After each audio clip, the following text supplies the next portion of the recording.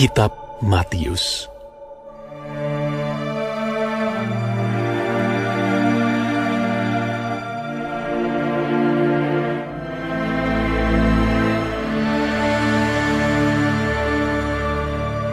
Inilah silsilah Yesus Kristus anak Daud, anak Abraham.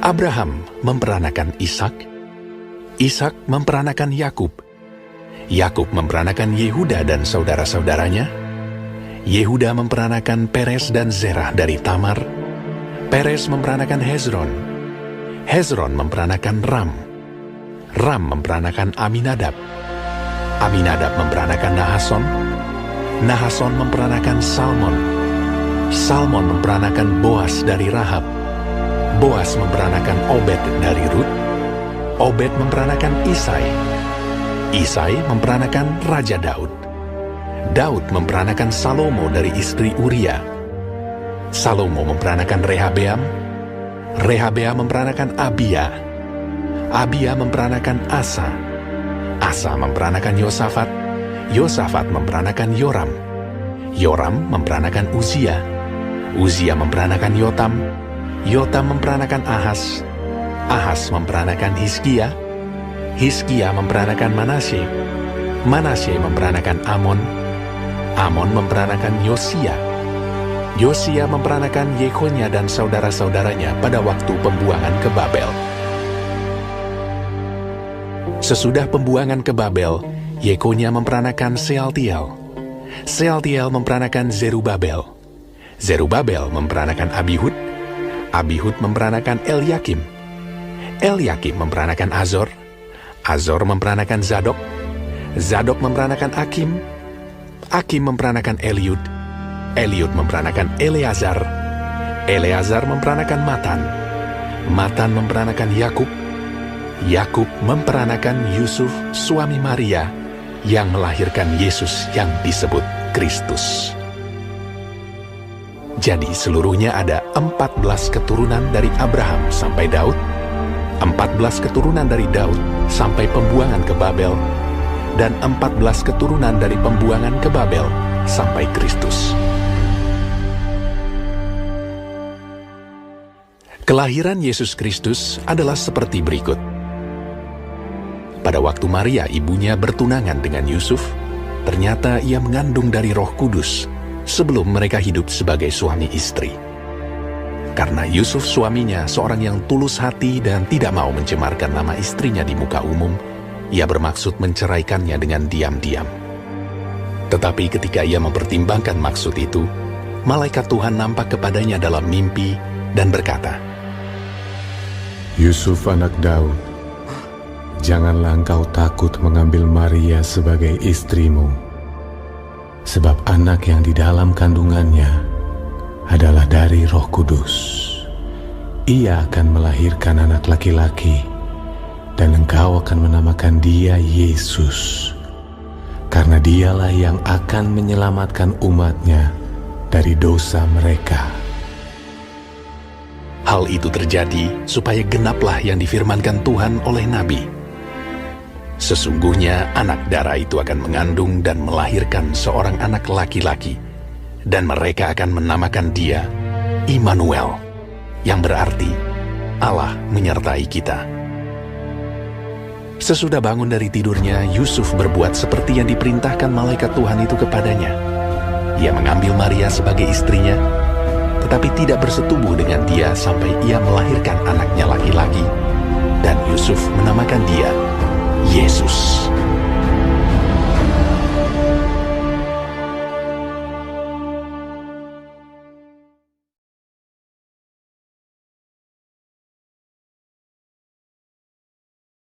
Shalom saudara-saudaraku yang kekasih di dalam Tuhan Yesus Kristus. Puji Tuhan, akhirnya kita masuk ke perjanjian baru, yaitu Matius, dan dimulai dari tujuan penulisan Injil ini, Matius ini, untuk memberikan pengertian kepada pembacanya kisah seorang saksi mata, yaitu Matius, mengenai kehidupan Yesus, agar pembaca Alkitab yakin bahwa Yesus adalah anak Allah dan Mesias sesuai yang dinubuatkan oleh nabi-nabi di Perjanjian Lama, dan menunjukkan bahwa kerajaan Allah dinyatakan di dalam melalui Yesus Kristus saja, sehingga kita mengerti benar siapa Yesus. Matius juga ingin agar pembaca kitab Matius paham bahwa hampir semua orang Israel menolak Yesus dan kerajaannya. Mereka berharap Yesus datang sebagai Mesias secara politis. Padahal tidak. Yesus datang sebagai Mesias secara rohani. Dan nanti pada akhir zaman, kedatangan Yesus kedua sebagai Raja dan Hakim, barulah Yesus datang dalam kemuliaannya untuk menghakimi dan memerintah semua bangsa. Demikian tujuan dari kitab Matius. Kitab Matius 1 ayat 1 bicara mengenai silsilah Yesus Kristus, membuat urutan garis keturunan Yesus melalui garis Yusuf seperti kebiasaan orang Yahudi, patrilineal. Walaupun Yusuf bukan ayah Yesus secara biologis, tetapi Yusuf adalah ayah Yesus secara hukum. Tuhan sudah berjanji bahwa Mesias Juru Selamat akan menjadi keturunan Abraham dan Daud. Karena itu Matius merunut silsilah Yesus sampai kepada Abraham, Daud, untuk membuktikan kepada orang Yahudi bahwa benar Yesus Kristus adalah tepat memenuhi syarat sebagai Mesias. Perhatikan ayat 1 mengenai Kristus, artinya yang diurapi, sama dengan Mesias dalam bahasa Ibrani. Matius menegaskan bahwa Yesus adalah yang diurapi oleh Allah, diurapi oleh Roh Kudus.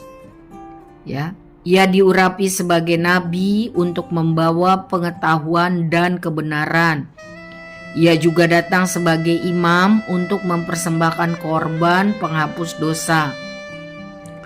Dan ia akan datang kembali sebagai raja untuk memerintah, menuntun, dan menegakkan kerajaan kebenarannya. Saudara yang kekasih, selanjutnya di ayat 21, Yesus adalah padanan bahasa Yunani ya untuk bahasa Ibrani yang kita kenal dengan Yosua atau Yesua, yang artinya Tuhan menyelamatkan.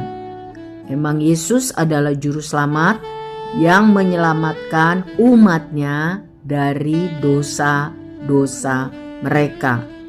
Dosa adalah musuh, masalah terbesar bagi manusia, karena dosa merusak jiwa dan merusak kehidupan.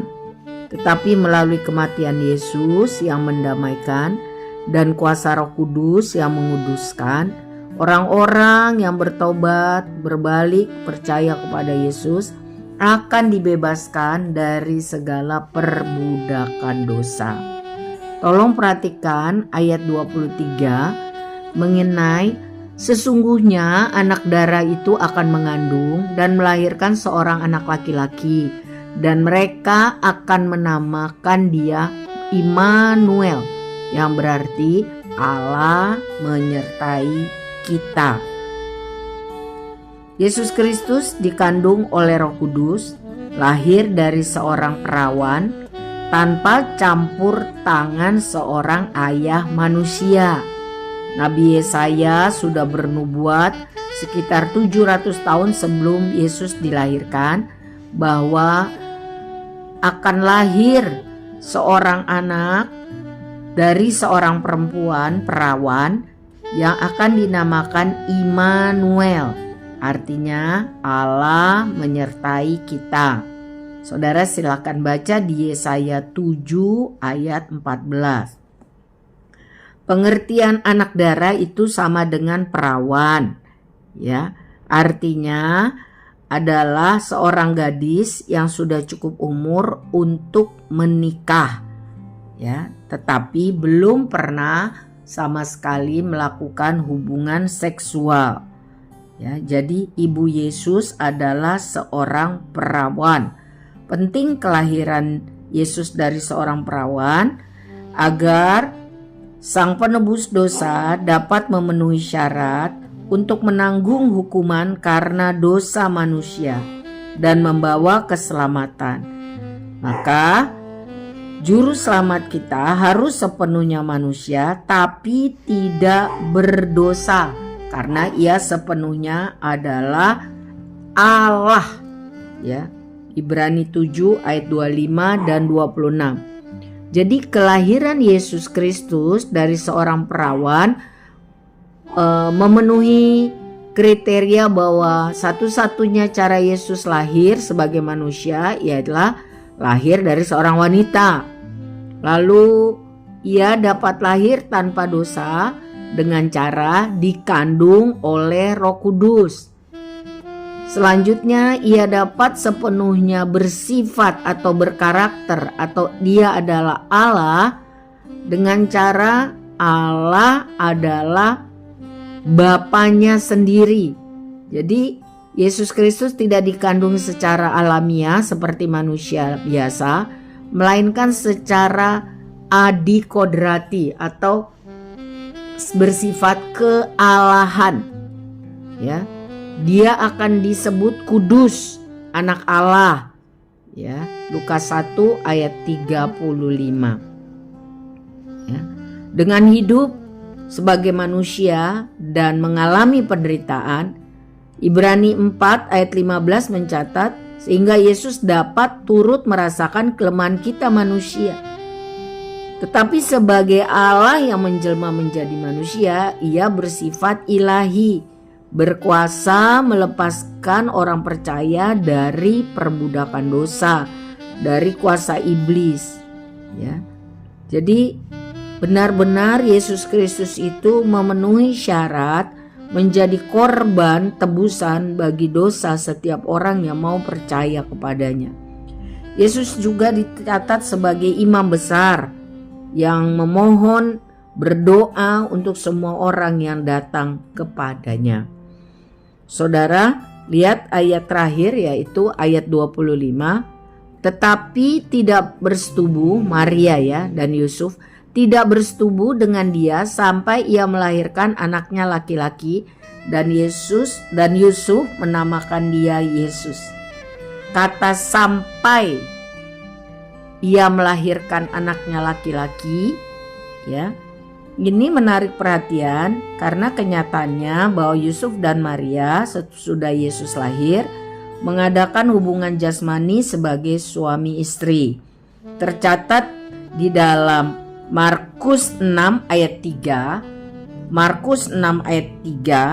bahwa saudara-saudara laki-laki Yesus bernama Yakobus, Yoses, Yudas, Simon dan ada beberapa saudari-saudarinya perempuan. Semoga pembahasan Matius 1 ini menambah pengetahuan kita, pengenalan kita akan pribadi Yesus Kristus sehingga kita tambah kagum dan mengasihinya. Tuhan Yesus memberkati.